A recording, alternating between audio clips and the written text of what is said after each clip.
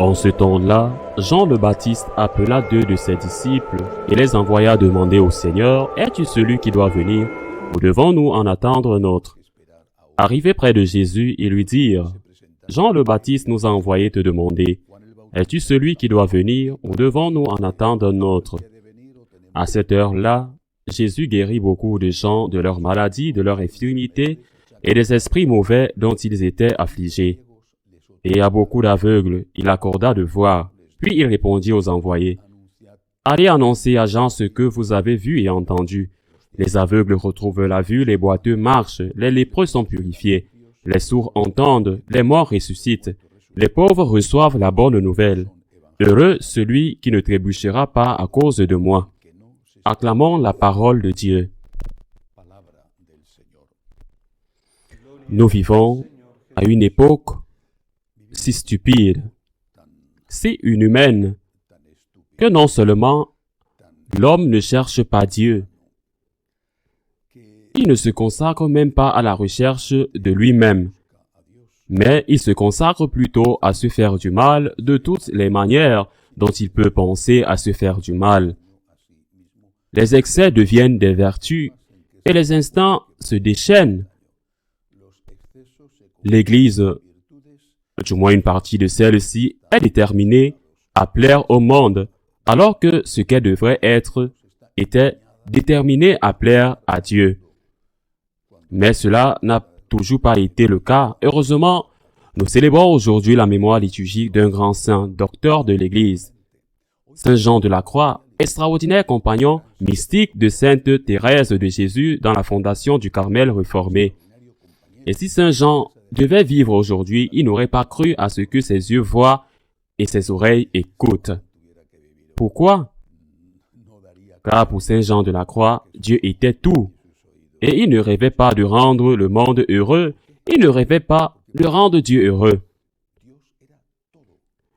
Dans un de ses poèmes, disait-il, « Sans Dieu, je ne peux pas vivre. » Il le disait, « Sans Dieu, je ne peux pas vivre. » Je n'avais pas d'autre souhait.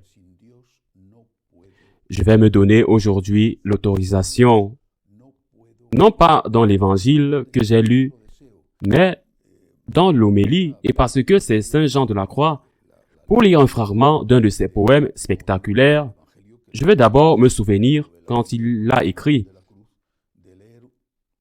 Ils l'ont mis en prison. Ils l'ont mis aussi en prison les Carmes des Chaux, que lui et Sainte Thérèse ont réformé. Ils l'ont gardé en prison à Tolède pendant 9 mois. Ils l'ont mis dans une prison si étroite. C'était une chambre au premier étage. Une prison si étroite qu'en étendant les bras, il a heurté les 2 murs de la prison. Ce qui était pire, ils l'ont empêché de célébrer la messe. Il était déjà prêtre. Non, il pouvait célébrer la messe. Il ne pouvait pas communier. Il s'est évadé de prison en faisant des nœuds dans les draps, comme dans les films, en se suspendant, sinon il serait probablement mort là-bas. Mais ce séjour de 9 mois en prison, il en a profité, bien sûr, pour prier. Non, j'ai pu communier, mais j'ai pu prier, et j'en profite pour écrire. Entre autres, il a écrit ce poème, et il faut comprendre qu'il est en prison sans pouvoir recevoir la communion pour comprendre ce que dit le poème.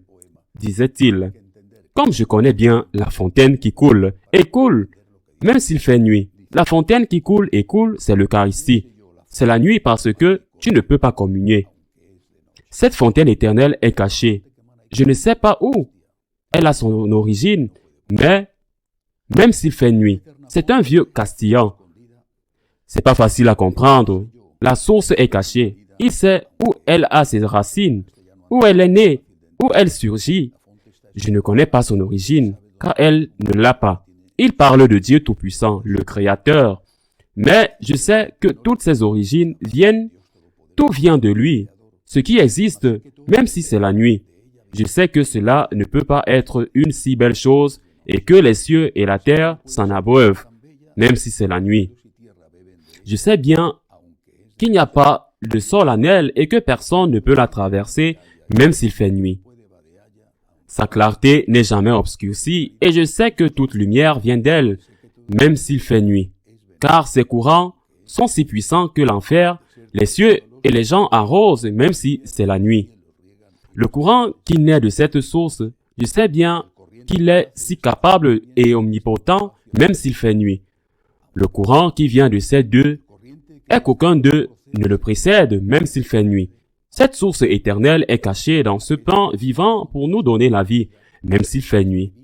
Ici, on appelle les créatures et elles en ont marre de cette eau, même si elles tombent parce que c'est la nuit. Cette source vivante que je désire dans ce plan de vie, je vois bien qu'il fait nuit.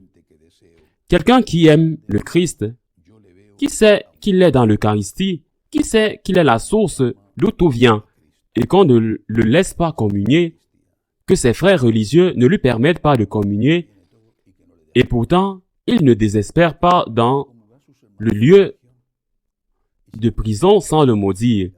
Il se consacre à écrire des choses aussi profondes et aussi belles que celles-ci. Je pense que c'est la leçon de Saint Jean de la Croix. C'est la leçon dont nous pouvons profiter. Peu importe comment nous vivons, quelle que soit notre situation, il y a quelque chose que nous pouvons toujours faire, c'est d'aimer. D'aimer nos ennemis, d'aimer Dieu, le Dieu Tout-Puissant. Disait Saint Paul lorsqu'il était en prison à Rome la deuxième fois, quand il a vu que l'heure de sa mort approchait, disait-il, la liberté n'est pas enchaînée. Il est enchaîné, mais la liberté, sa liberté et sa parole n'étaient pas enchaînées. Peu importe ce qui se passe dans vos vies, nous pouvons nous unir à Dieu. Nous pouvons, la plupart d'entre nous, du moins, commune, qui est la source de toutes choses. Et si nous ne pouvions communier, dit Saint Jean de la Croix, ça va, terminant chaque strophe en disant, bien qu'il fasse nuit, se souvenant qu'il ne peut pas communier, mais il y a un moment qu'il ne dit pas, même s'il fait nuit. Dans une strophe, il dit parce qu'il fait nuit, c'est-à-dire que dans cette obscurité, il rencontre le Christ. Il rencontre le Christ dans l'Eucharistie, et il rencontre le Christ aussi sur la croix, et il est saint, Saint Jean de la Croix. Il rencontre le Christ, il s'unit au Christ, et il sait s'envoler vers les hauteurs de la mystique, précisément parce qu'il a su se détacher de tout, et il a trouvé le bien suprême dans le fait de plaire à Dieu. Il y a eu des époques différentes de celles d'aujourd'hui. Des époques où des hommes, y compris des laïcs, certainement des prêtres, des religieux, des évêques, rêvaient avant tout de plaire à Dieu. Imitons-les. Ne nous contentons pas de dire que sont les bons moments, ceux du passé, si on ne pense pas. Suis-je comme eux? Est-ce que j'essaie d'être comme eux? Je ne peux dire avec Saint Jean de la Croix, avec Saint Paul, avec Sainte Thérèse, pour moi la vie c'est le Christ. Et mourir est un gant. Je meurs parce que je ne meurs pas. Je ne peux pas vivre sans Dieu. Disons au Seigneur, je ne peux pas vivre sans toi. Je ne peux pas vivre sans Dieu. Je ne peux pas vivre sans toi. Ainsi soit-il.